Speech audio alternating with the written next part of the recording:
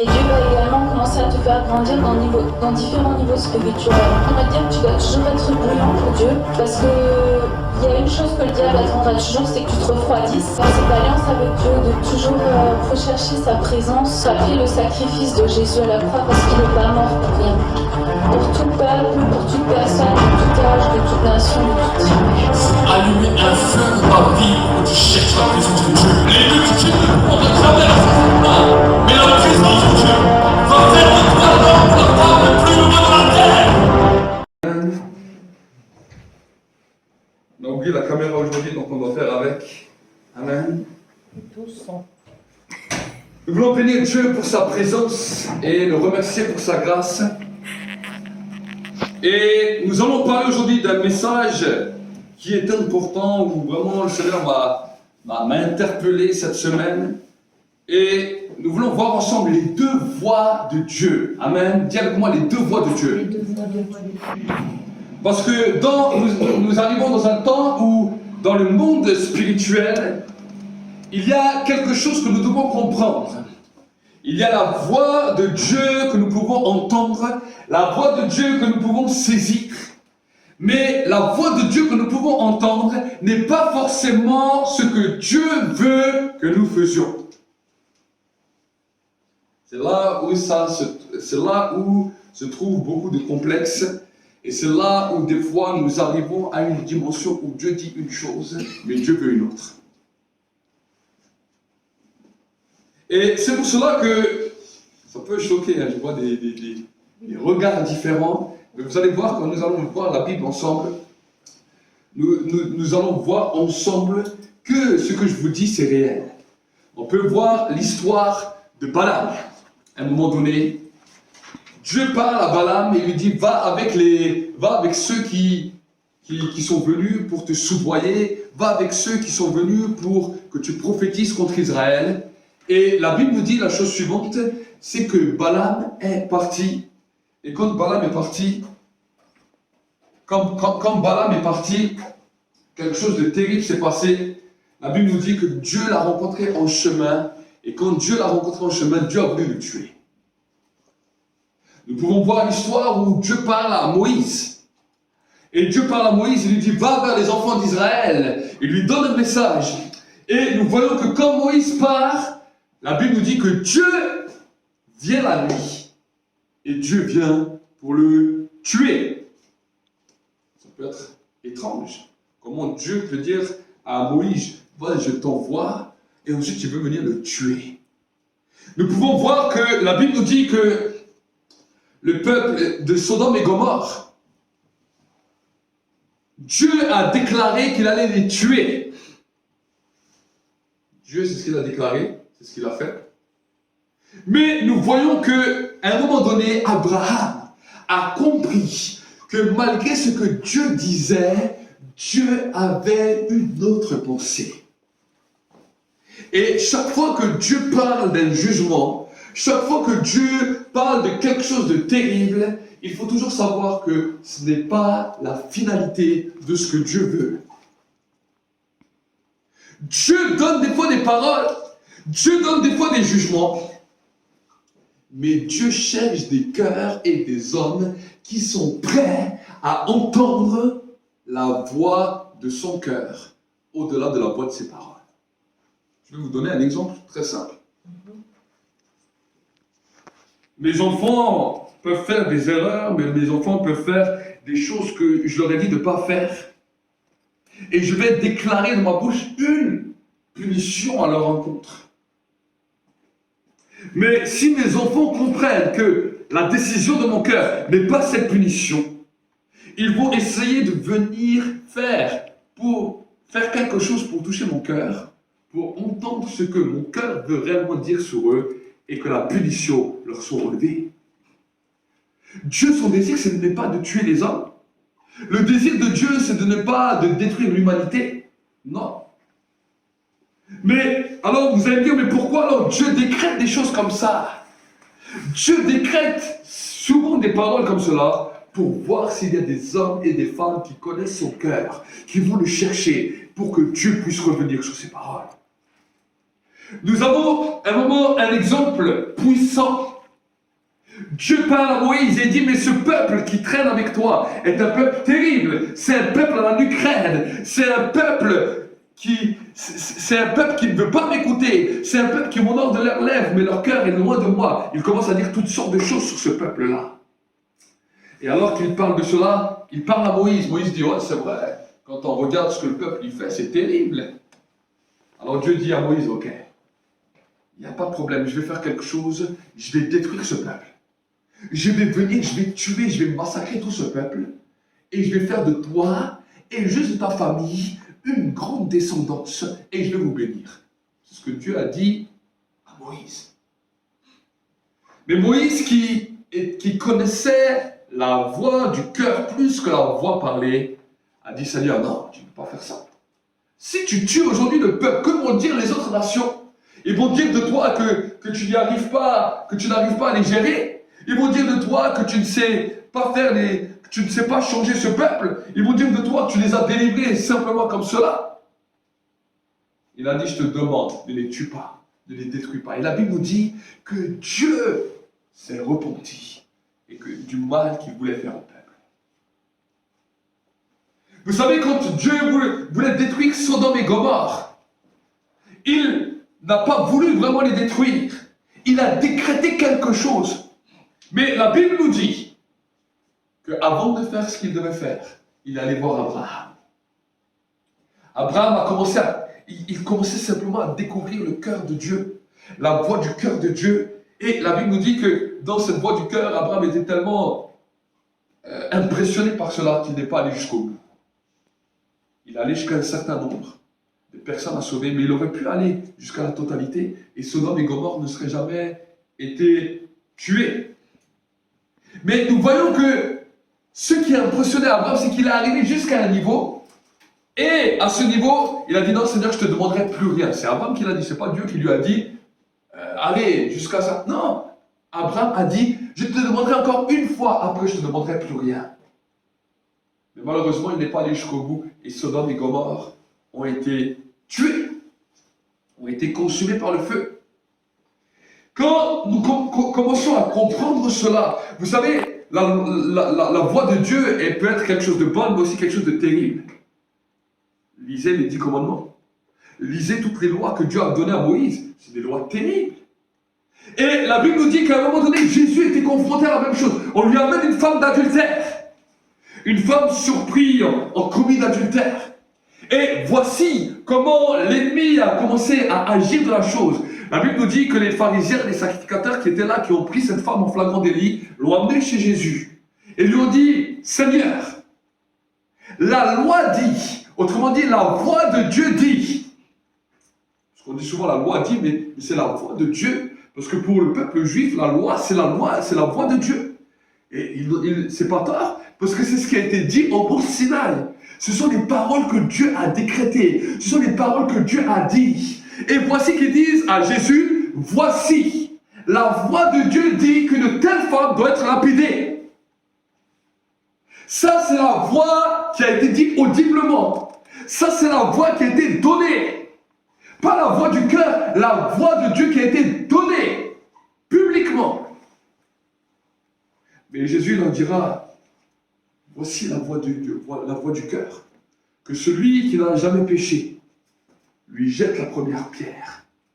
Que celui qui n'est jamais passé devant la grâce de Dieu lui jette la première pierre. Et là, la Bible nous dit qu'ils sont commencés à partir. Parce que Dieu les transposait toujours à la voix du cœur et non la voix qu'ils ont pu recevoir ou entendre.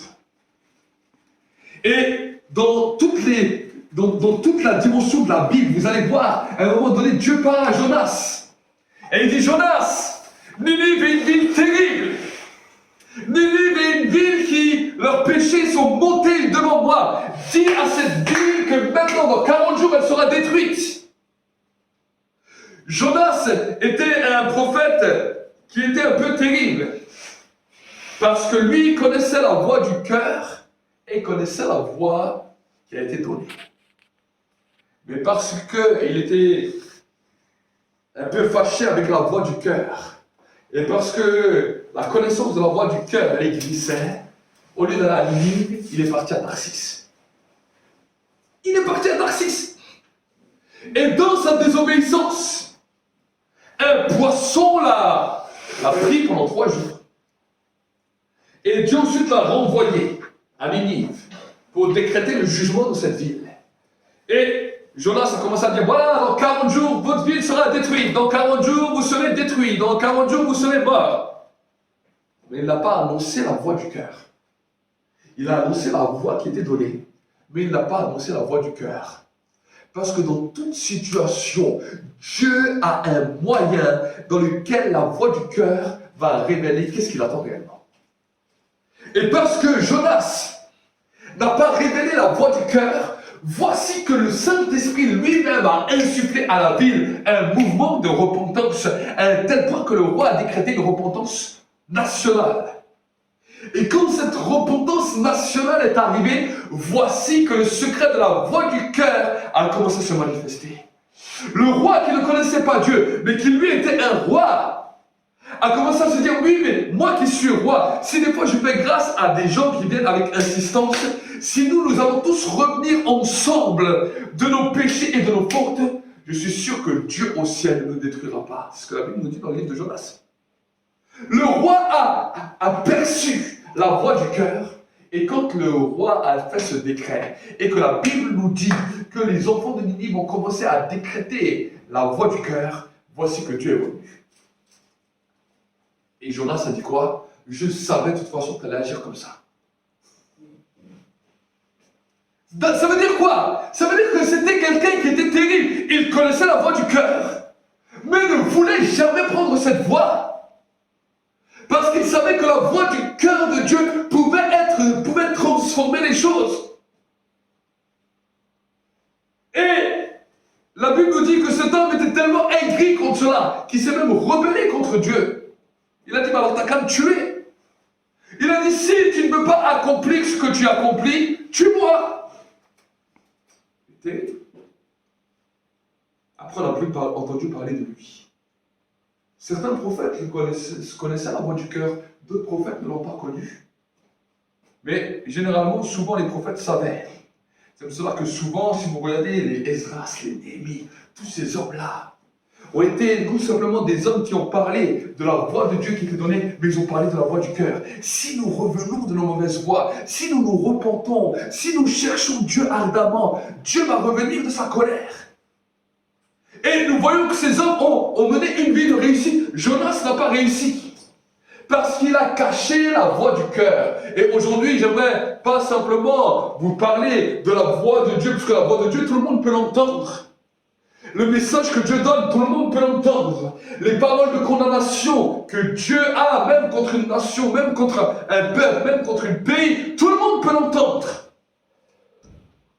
Mais ce que tout le monde ne peut pas entendre, c'est la voix qui est cachée, la voix du cœur. Aujourd'hui, il y a beaucoup de serviteurs de Dieu dans le monde qui entendent la voix de Dieu, mais qui ne connaissent pas la voix du cœur.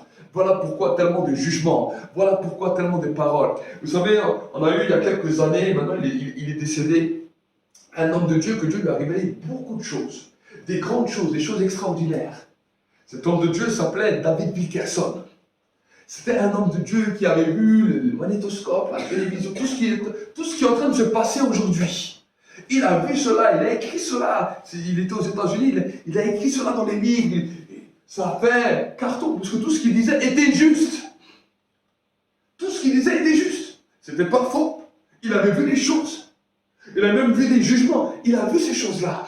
Mais, malheureusement, et je le dis malheureusement, il n'a pas parlé de la voix du cœur dans lequel Dieu pouvait changer. Dieu pouvait revenir. Il a décrété des jugements. Et malheureusement, de ce mouvement sont nées toute une nouvelle génération d'hommes et de femmes. D'hommes et de femmes qui annoncent la parole, oui, mais qui annoncent la parole avec des jugements. Et qui annoncent des jugements et des jugements et des jugements. On n'a jamais entendu autant parler de jugements, de persécutions, de problèmes qui allaient se passer sur la terre dans les églises.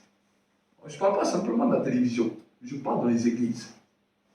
Et malheureusement, J'ai un petit peu étudié la vie de cet homme qui était un homme de Dieu avec des charismes et des caractères brillants. Mais beaucoup d'hommes de Dieu ont essayé de l'encourager à ne pas rester simplement sur cette dynamique, mais de pouvoir aussi amener une solution. Mais il est resté sur cette dynamique. Et vous savez, quand il est décédé, il est mort d'une manière tragique. Parce qu'il est mort dans sa voiture. Un accident de voiture, décapité. Décapité. Cela, vous savez, quand on m'a dit ça, quand je parlais avec un homme de Dieu qui m'a parlé de cela, j'ai dit, il y a des messages dans le monde spirituel que nous devons retenir et faire attention. Parce que si nous ne connaissons pas la voix du cœur de Dieu, et que nous disons simplement la voix qui est dite dans l'esprit, ou la voix de la loi, nous risquons de périr de manière désastreuse et de quitter cette terre d'une manière terrible. Pourquoi? Parce que ces jugements, nous sommes sous les mêmes caractéristiques de ces jugements parce que nous jugeons et ces jugements se retournent un peu contre nous. Du temps de Jésus, Jean-Baptiste a été décapité.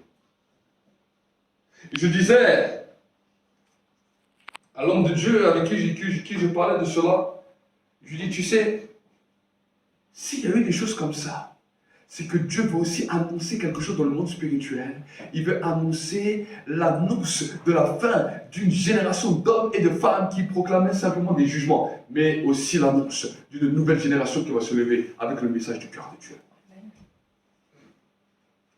Vous savez, c'est quelque chose qui m'a interpellé. Au début de ma conversion, j'ai commencé à lire beaucoup l'Apocalypse.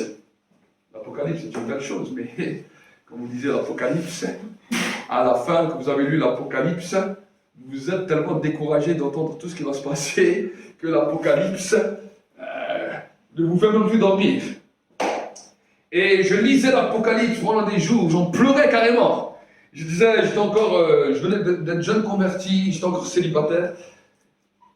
Et pendant des jours, carrément, l'Apocalypse m'a tellement traumatisé que j'en jeûnais, j'en pleurais. Et je regardais le monde, je dis, mais Seigneur, c'est terrible. Quand je lis l'Apocalypse, je ne sais pas si vous avez déjà lu bien l'Apocalypse, mais quand je lis l'Apocalypse, je comprenais très bien ce que Jean disait. Et je regardais notre monde, c'était en 2004. Je disais, mais Seigneur, c'est terrible. On est à la fin du monde, mais à quoi ça sert toutes ces choses? Tu n'as même plus de perspective pour l'avenir. Parce que quand tu lis l'Apocalypse, tout est fini. Tu restes chez toi, tu attends de mourir, que Jésus revienne et c'est fini. Et moi, pendant des jours et des jours et des jours, je marchais comme ça, je priais comme ça, je pleurais comme ça. Je me disais, Seigneur, c'est terrible, c'est la fin. C'est bon, on est arrivé. Et un jour, je me rappellerai toujours, c'est là où ma vision des choses a commencé à changer. J'étais devant un arrêt de bus, à Mulhouse, en train de penser à tout cela, de prier avec Dieu et de penser à tout cela. Et tout d'un coup, le Saint-Esprit m'a parlé. Il me dit, et si tout pouvait changer? Je dis, comment ça? Il me dit, oui. Et si tout pouvait changer? Il m'a dit, ce qui est écrit n'est pas définitif.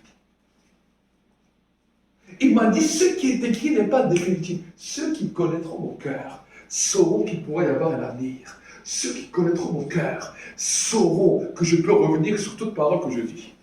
Je suis Dieu. Mais ce que j'attends pour revenir de mes paroles, c'est de trouver un peuple qui sache toucher mon cœur. Et j'ai dit, arrête. Ça veut dire que si nous comprenons ton cœur, tu peux tout bouleverser. Il dit oui.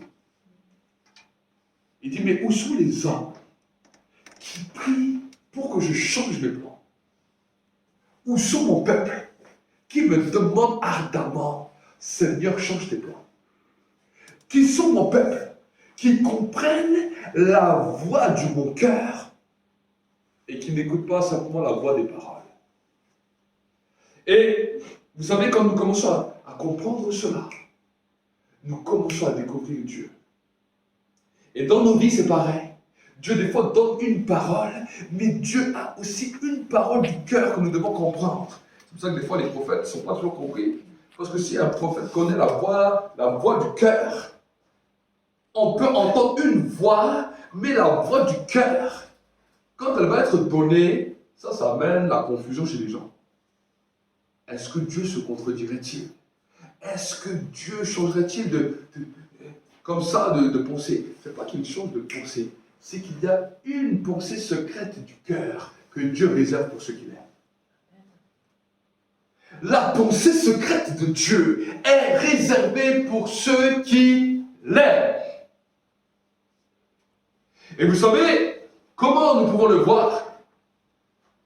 Quand Dieu donne une parole, quand Dieu des fois donne une parole de jugement, tu vois tout d'un coup tout le monde qui se lève. Oui, voici ce que Dieu dit, oui. C'est comme si c'est un enthousiasme et les gens reprennent cette parole. Voici ce que Dieu a dit, voici ce que... On dirait que ça devient un hymne national. Je suis des fois étonné, même des croyants, des fois me téléphonent, me contactent.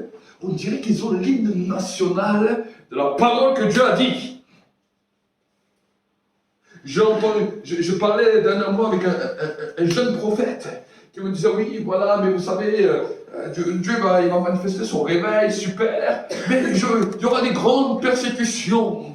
Et il me disait, tous les prophètes prophétisent la même chose. Je dis, ah bon?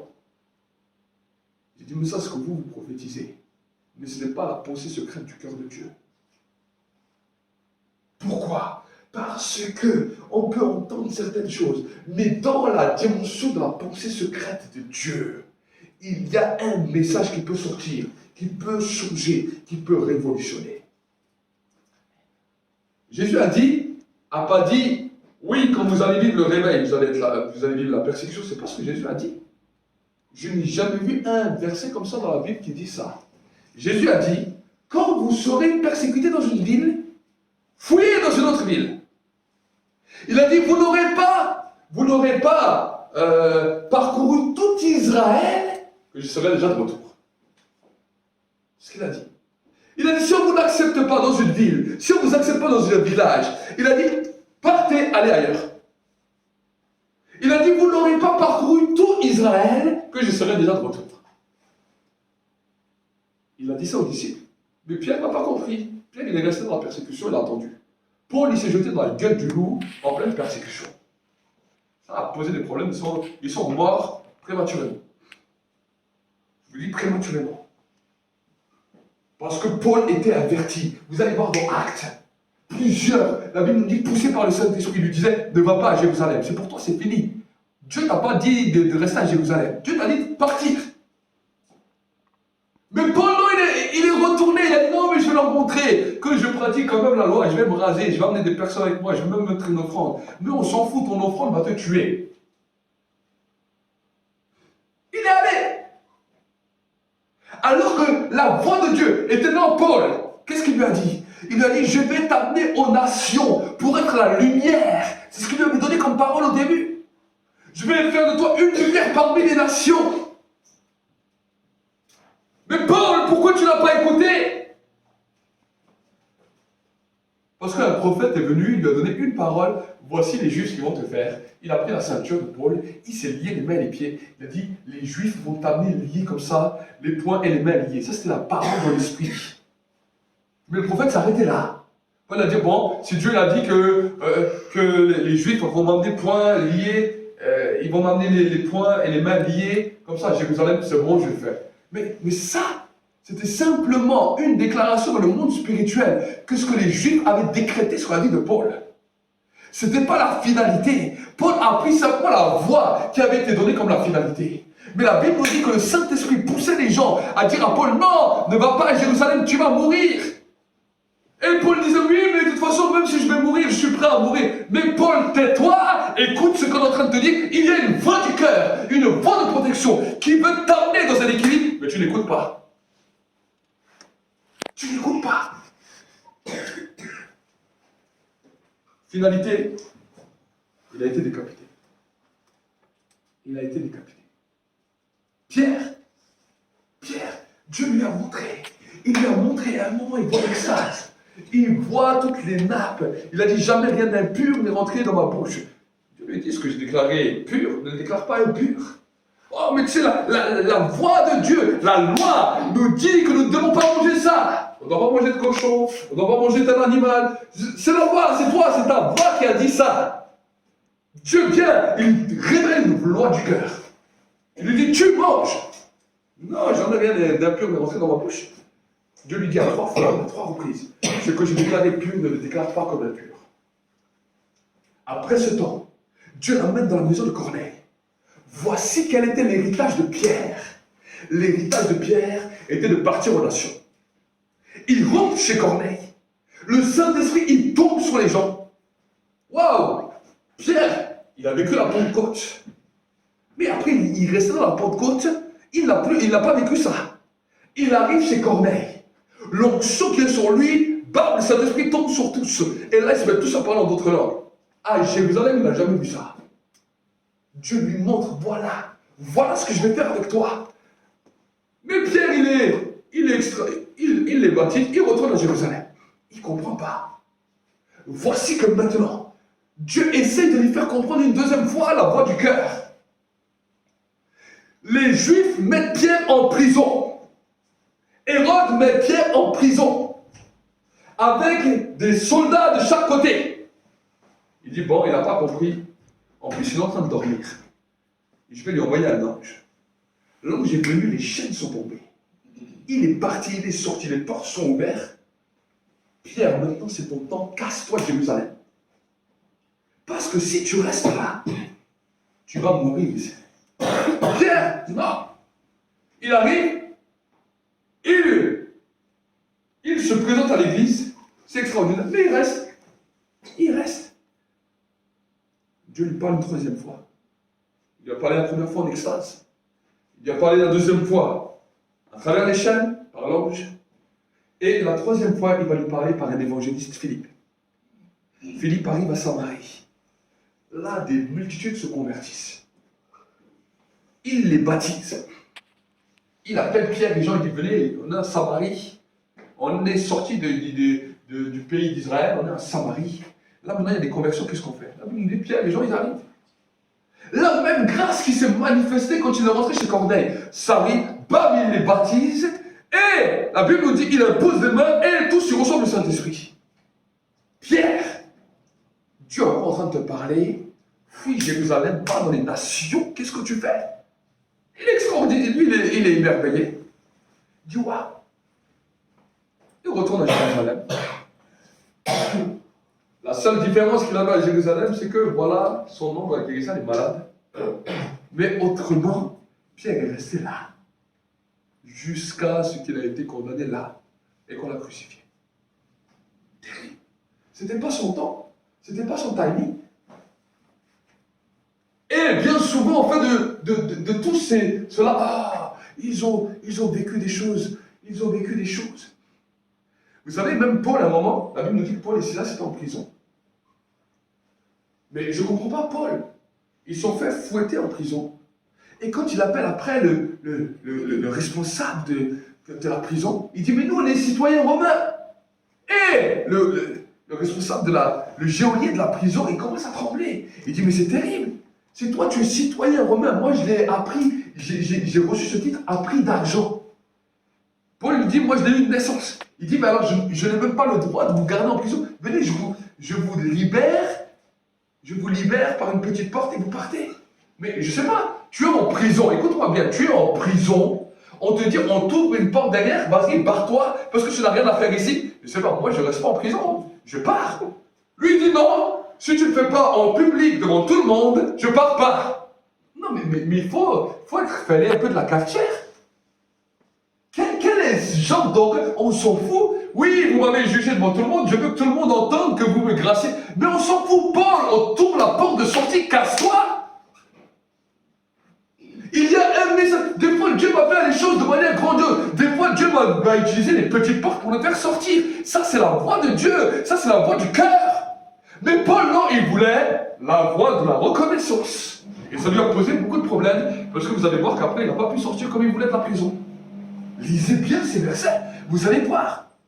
Parce qu'il a voulu le faire devant tout le monde. Tous ceux qui sont dehors, ils veulent tous t'enfermer. Tous ceux qui sont dehors, ils sont tous prêts à te laminer. Tous ceux qui sont dehors, ils sont tous prêts à te raccourcir, et toi tu veux être justifié devant tout le monde, sortir par la grande porte. Paul casse, soit par la petite porte, et part.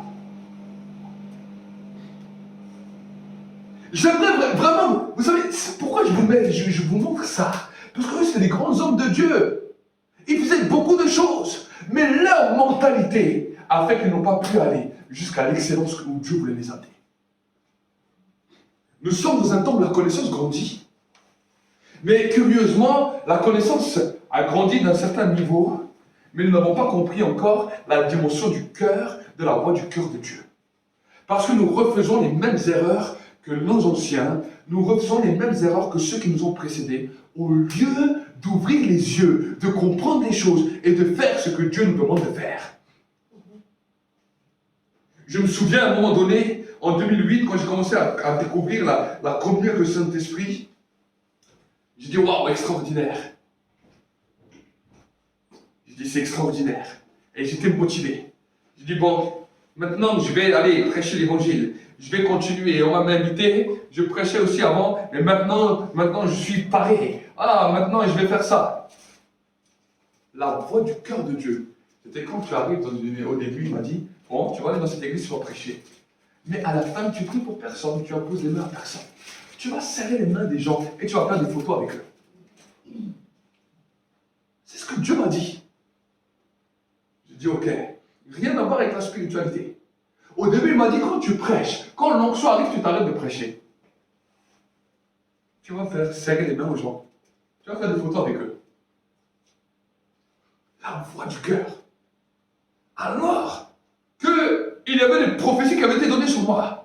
Voilà, tu prêcheras, tu chasseras les démons, tu feras le cœur.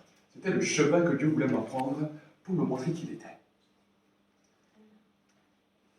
Un jour, il y a l'évangéliste Reinhard Bonnke qui racontera cette chose. Il était en Afrique et il avait de la difficulté à payer son bureau.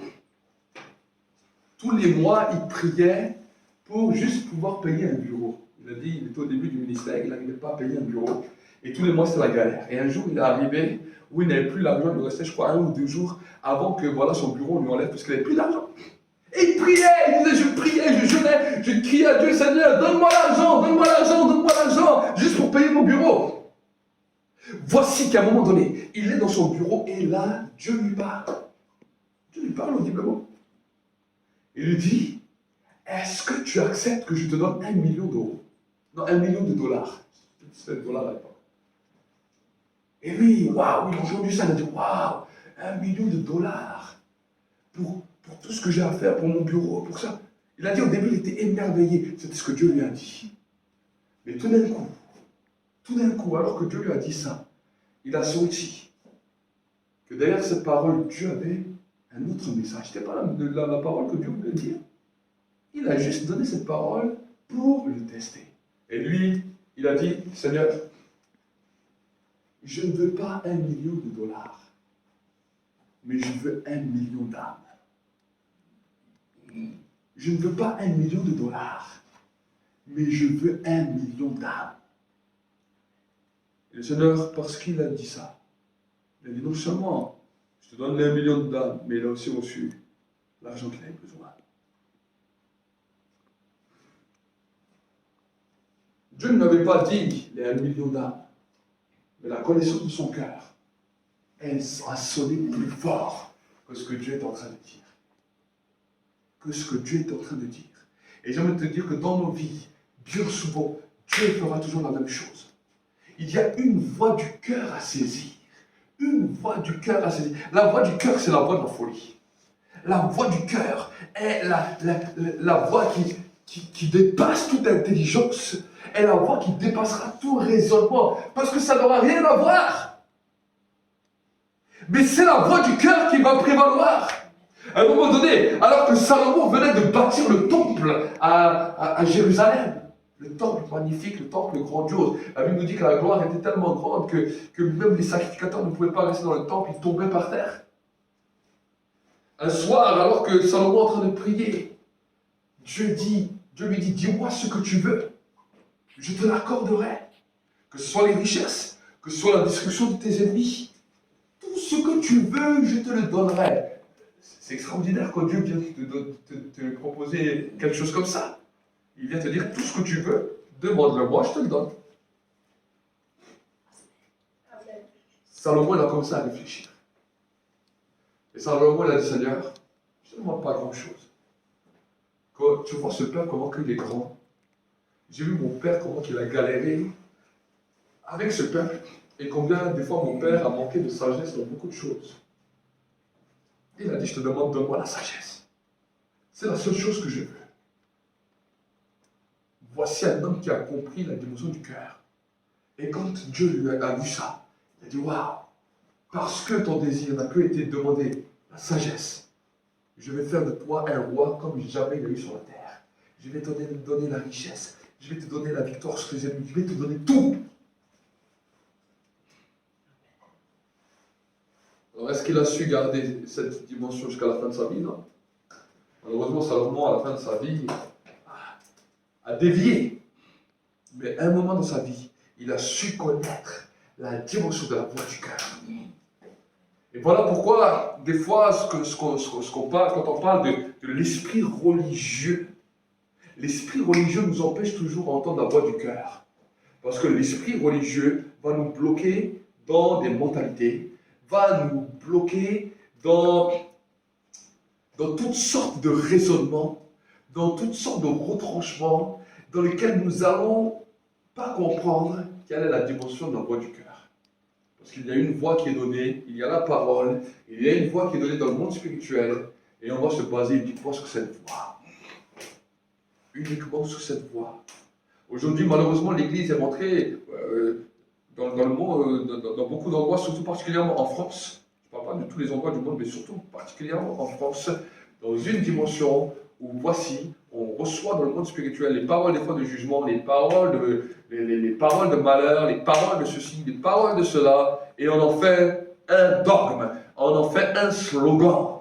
On dit voilà ce que Dieu a dit, voilà ce que Dieu a dit. Ouais, mais vous allez voir sur les réseaux sociaux, c'est étonnant, c'est effarant le nombre de paroles de malheur qu'on décrète sur ce pays dans ce temps. C'est effarant. Voilà ce que Dieu a décidé, voilà ce qui va se passer, voilà ça. Ça, c'est la voix, bien sûr, qui est dit dans l'esprit, mais le peuple qui va s'humilier, qui va dire Seigneur, on va prier pour que tu reviennes, on va prier pour que cela change, on va prier pour comprendre. La voix du cœur a disparu. Ou est très rare. Et voilà pourquoi les gens n'ont plus d'espoir. Voilà pourquoi les croyants n'ont plus d'espoir. C'est la persécution, la fin du monde, Jésus revient. Nous allons tous mourir. Mais oui, c'est ce que les gens croient. Ça y est, c'est fini, c'est terminé. Alors que non, je ne vais pas te dire qu'il y a encore un avenir et une espérance. Jésus va revenir dans un temps glorieux où les choses vont changer. Mais ceux qui ne croient pas à ce changement, malheureusement, vont peut-être périr d'après leurs paroles. Parce que leurs paroles les emmènent à une destruction. Est-ce que ça veut dire qu'ils ne sont pas sauvés? C'est pas ce que je dis. Ils peuvent être sauvés, mais avoir vécu sur la terre des vies terribles à cause de leurs paroles. Ils peuvent quitter cette terre de manière la plus basse, la plus terrible. Des fois par des maladies, des fois par la mort terrible, à cause de leurs paroles, parce qu'ils n'ont pas compris la voix du cœur. La voix du cœur de Dieu t'amène toujours à l'excellence. La voix du cœur de Dieu va t'amener toujours plus haut. La voix du cœur de Dieu va t'amener toujours dans une élévation divine. La voix du cœur de Dieu va aller au-delà de tes raisonnements, au-delà de tes pensées. Mais est-ce qu'on est prêt à accepter cette voix du cœur face à toutes les voix qui sont en train de parler? Je n'ai pas dit que les choses que Dieu a dit, il ne les a pas dit. C'est pas ce que j'ai dit. J'ai dit, mais Dieu teste toujours. Dieu parle, mais il a un message derrière. Chaque fois que Dieu dit quelque chose, il a un message. Noé, Dieu a parlé à Noé, construis un grand bateau. Le déluge va venir sur la terre. Noé n'a jamais demandé au Père. Noé n'a jamais demandé à Dieu, Seigneur, reviens de ta colère. Reviens et ne détruis pas. Noé n'a pas fait ça. Il a fait quoi? Il a construit son bateau. Il a dit, de toute façon, les gens vont tous mourir. Son message, il n'a pas essayé même de convaincre les gens.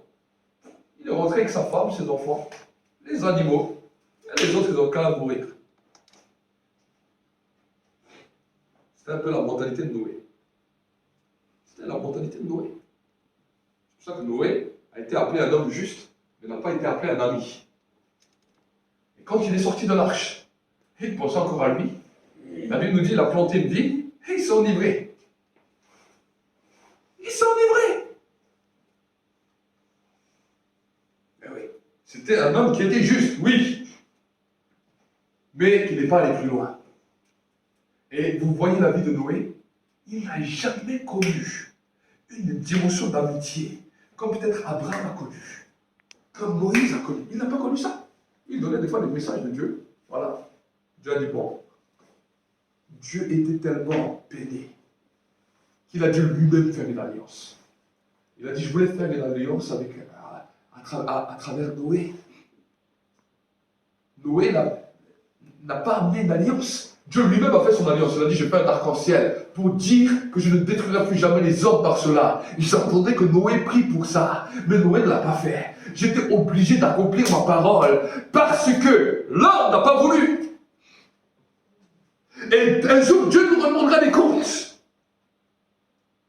Pourquoi j'ai dû faire les choses que j'ai dû faire? Pourquoi j'ai dû accomplir les jugements que j'ai dû faire? Parce que vous n'avez pas demandé que je change. L'arc-en-ciel, c'était ça. Dans le monde spirituel, l'arc-en-ciel, c'était dire, Noé n'a pas su toucher mon cœur pour demander. Alors je fais moi-même une alliance.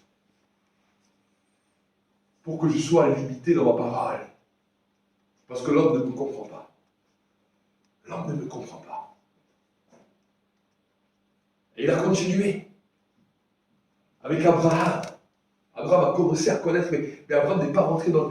Moïse était extraordinaire parce que Moïse a réussi à faire changer Dieu dans un de ses projets. Quand il y avait Jonas, Dieu n'a pas utilisé Jonas, mais Dieu a utilisé le roi pour amener la voix du cœur. Et pour qu'il amène un changement dans ce qu'il avait décidé. Il a continué en envoyant des prophètes en Israël. Et la Bible nous dit que ça recommençait.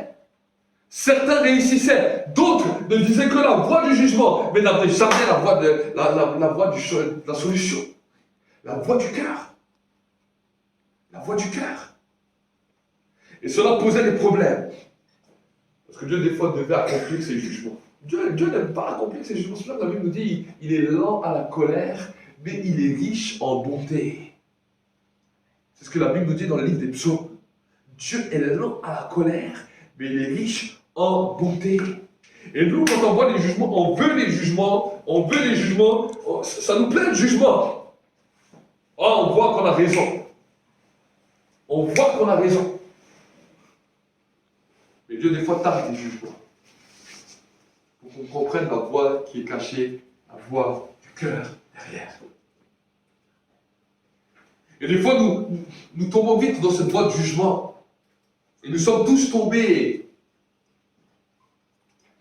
à différentes reprises, des fois dans cette voie de jugement. Mais si nous n'entrons jamais dans la voie du cœur, la voie du jugement un jour se retourne contre nous. Et cette voie peut être terrible.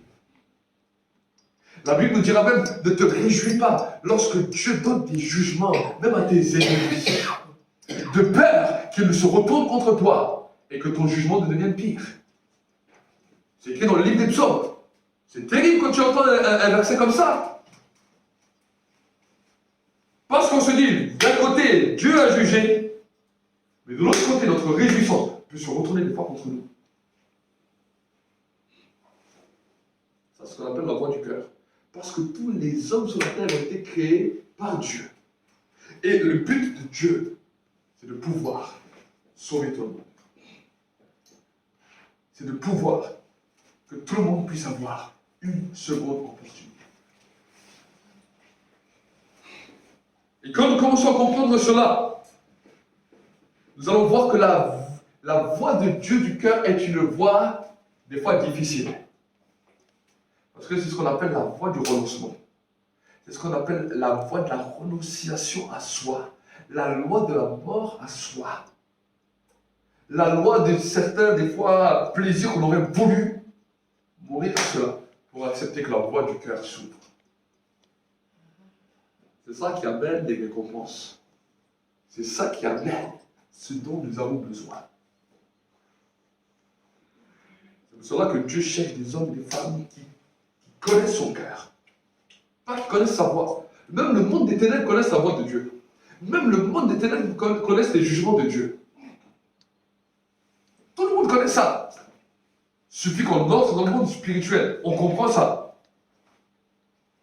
Mais, dans cette dimension, Dieu a une voix du cœur.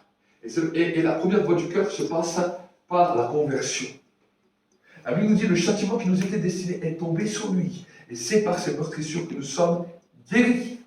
Si cette voix du cœur, en nous apportant le message de l'évangile, n'aurait pas retenti une fois dans nos vies, à travers un prédicateur, ou à travers un message, ou à travers la Bible, jamais de la vie, ni toi, ni moi, nous serions sauvés. C'est à cause de la voix du cœur que nous avons été sauvés. C'est à cause de cette voix du cœur. Et quand nous commençons à comprendre cela,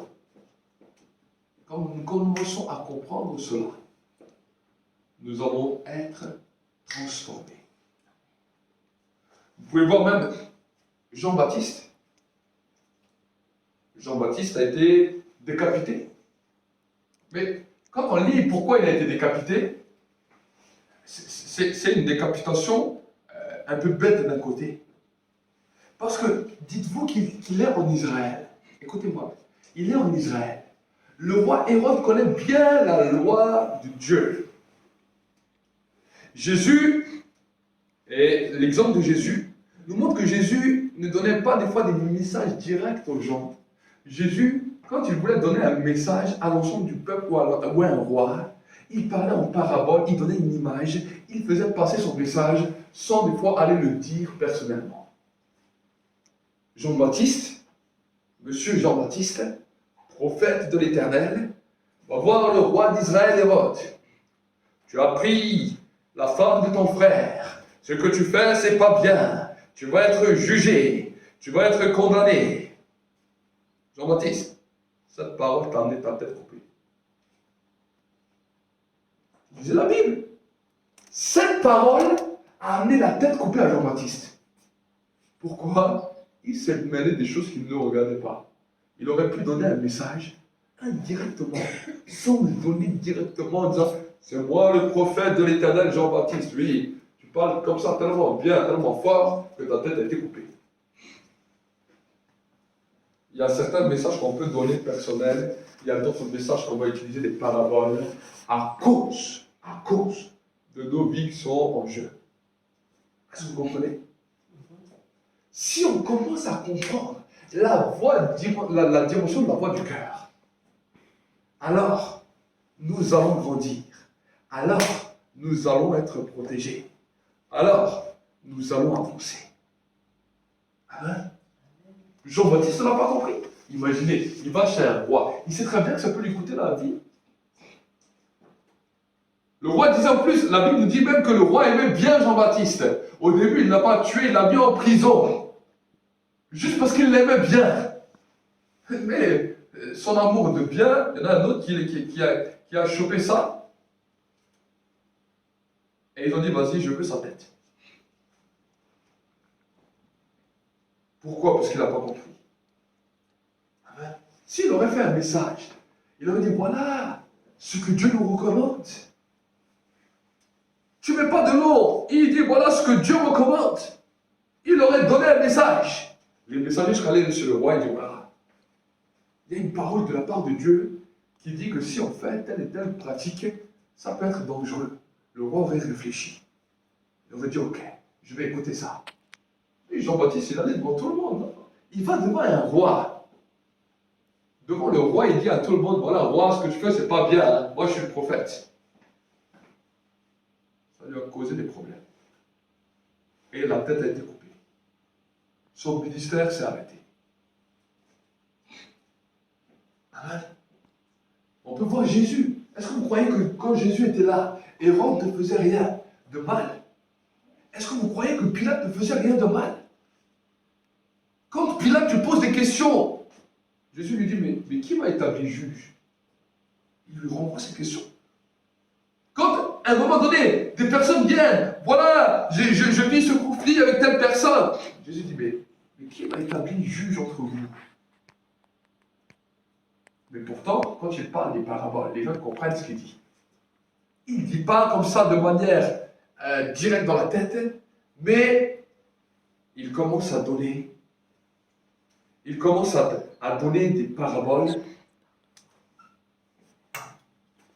Il commence à donner des paraboles, et dans ces paraboles, dans ces messages, il donne le contenu de ce que Dieu veut. Amen.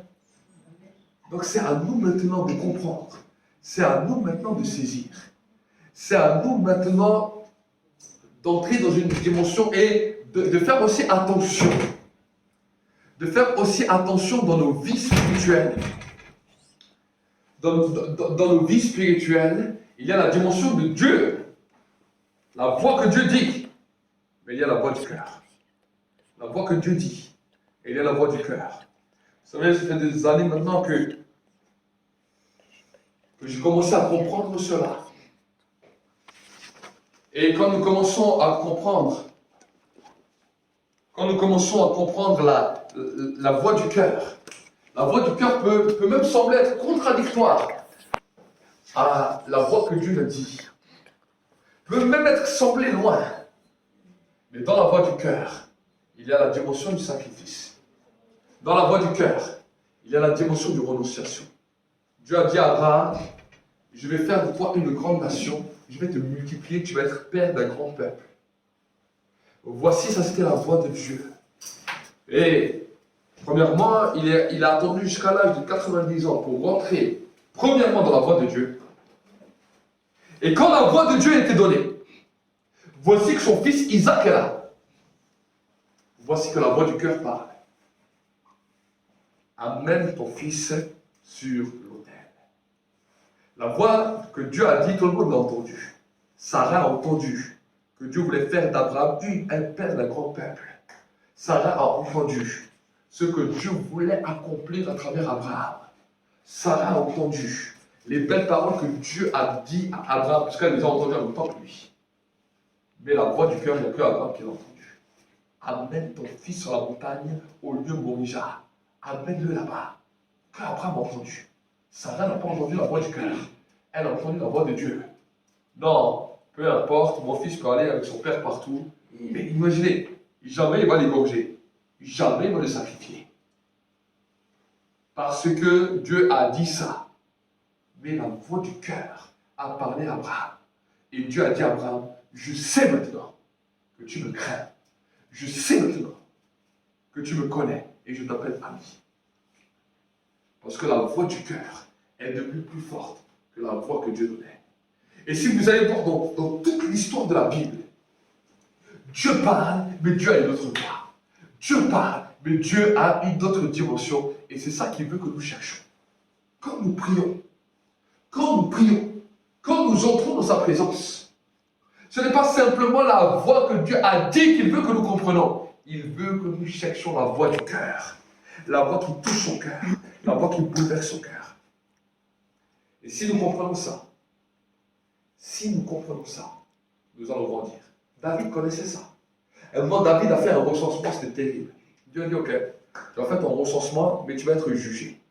Qu'est-ce que tu veux comme jugement? Est-ce que tu veux fuir devant tes ennemis pendant 3 jours? Est-ce que tu veux que je commence à te chasser, que tu devras partir partout? Est-ce que tu veux que la peste tombe? David, il a dit, non, je ne veux pas être aux mains de mes ennemis. Je ne veux pas être aux mains des hommes. Je ne veux pas fuir. Mais je veux avoir le jugement d'être aux mains de l'Éternel. Parce que je connais son cœur. Et qui sait, il dira dans le livre des psaumes, il dira, qui sait s'il ne reviendra pas alors qu'il commence au jugement. Là, David s'est mis dans cette position où il a dit, Seigneur, je te demande pardon. Et la Bible nous dit que la peste a commencé. les hommes ils ont commencé à tomber. Et à un moment donné, les yeux de David sont ouverts. Il a vu l'ange de l'Éternel en train de frapper par la peste.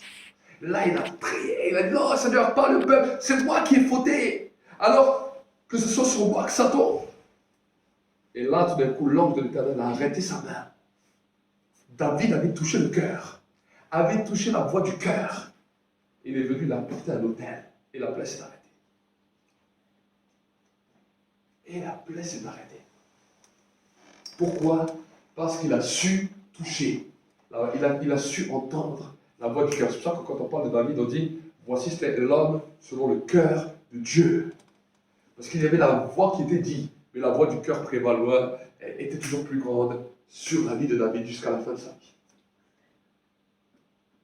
Et ça, c'est ce que Dieu voudrait. Aujourd'hui, nous sommes un peuple qui avons reçu le Saint-Esprit, qui, quand nous prions, quand nous lisons la Bible, nous pouvons recevoir les messages. Oui! Mais tous les messages que nous recevons ne sont pas toujours les messages du cœur.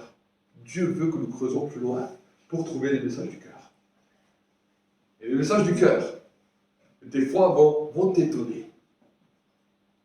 Depuis quelques années, quand j'ai commencé à découvrir les messages du cœur de Dieu, je dis, waouh! Des fois, ces messages n'ont rien à voir avec ce qu'il a dit.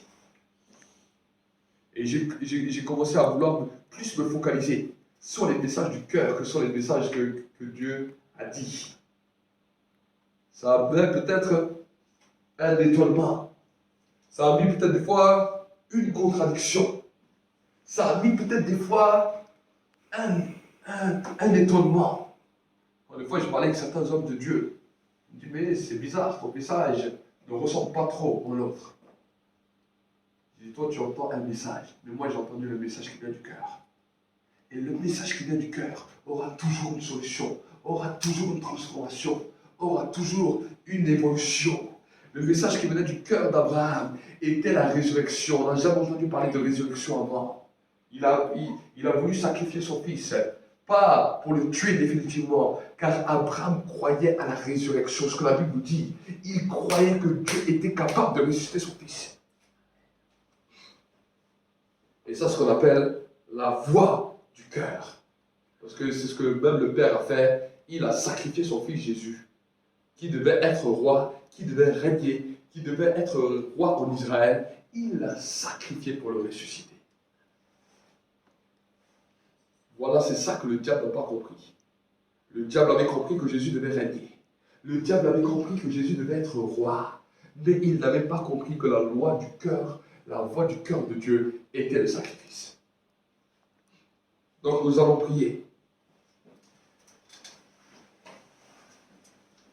Nous allons prier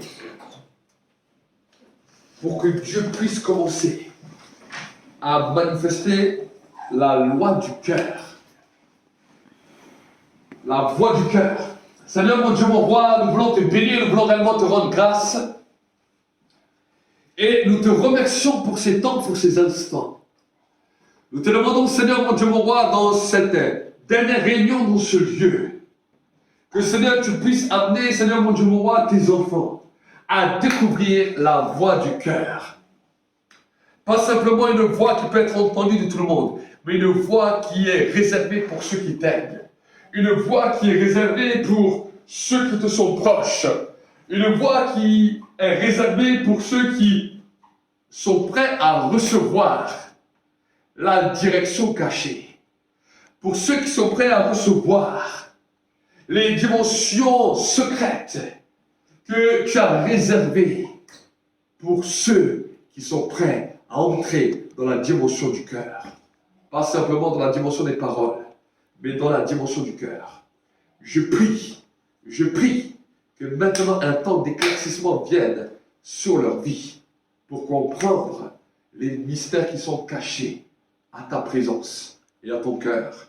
Nous te bénissons pour nos grâces au nom de Jésus. Amen. Et Amen. Et Dieu va également commencer à te faire grandir dans différents niveaux spirituels.